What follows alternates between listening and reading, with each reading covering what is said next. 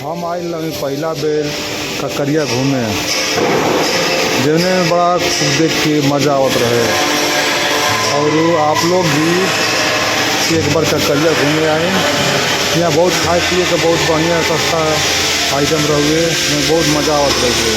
और एमे छोटकी ट्रेन चलत रहुए, जौने पर खूब भर भर के लोग बैठल रहुए, बहुत मज़ा लेते रहुए।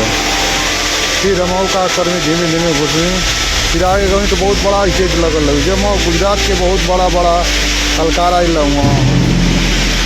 गुजरात के मुख्यमंत्री भूपेंद्र भाई पटेल भी आयल वहाँ।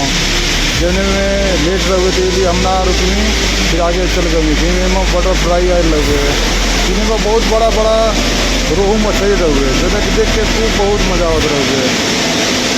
और आगे हम मत गई जना में गुजरात के बहुत ही सुंदर गायक का प्रोग्राम चलते रहे।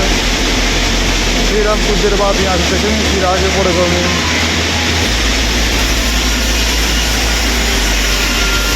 फिर उसके बाद लेजर लाइट चालू हो गए, जो कि बड़ी मज़ा आवत रहे। खूब डीजे लाइट बज रहे, गाना ही बज रहे, और लेजर लाइट शो भी चलते रहे। बड़ा देख के आनंद आवत रहे। आप लोग भी आई न, शाम के आई 7 बजे के बाद, बड़ी मज़ा आई देखत थी। यहाँ बड़ी देखेला खूबसूरत जगह है ककरिया। जना आई लोग के न जल्दी जल्दी यहाँ आ जाए। फिर उसके बाद हमने के आगे बढ़ गए जा।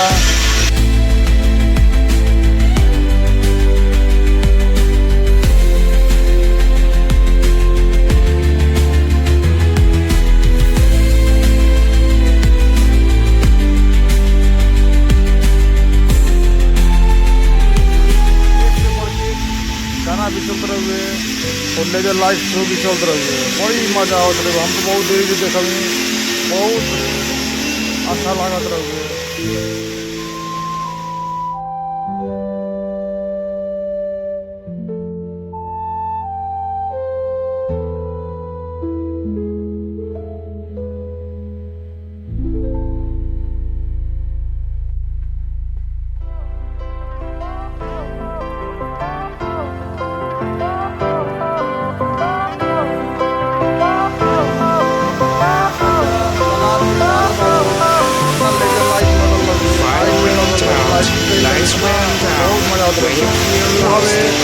वाला टावर बहुत बड़ी आनंद आवत रहे। अभी चलने के बाद चढ़े के बाद